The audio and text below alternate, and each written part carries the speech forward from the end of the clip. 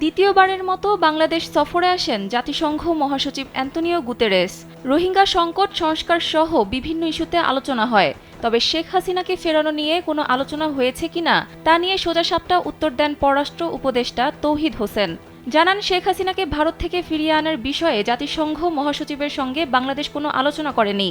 শনিবার মহাসচিব অ্যান্তোনিও গুতেরেসের সঙ্গে এক যৌথ সংবাদ ব্রিফিংয়ে সাংবাদিকদের এক প্রশ্নের জবাবে তিনি কথা বলেন। ওই সময় তারা বাংলাদেশের চলমান পরিবর্তন ও সংস্কার প্রক্রিয়া নিয়ে আলোচনা করেন।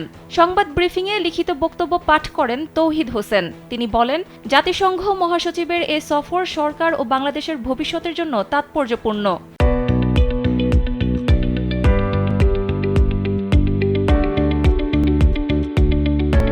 লিখিত বক্তব্যে বলা হয়, সফরকালে মহাসচিব জানতে পেরেছেন রোহিঙ্গারা তাদের মাতৃভূমিতে ফিরে যেতে, নিজস্ব পরিচয় অটুট রাখতে, অধিকার ভোগ করতে ও মর্যাদাপূর্ণ জীবনযাপন করতে চায়।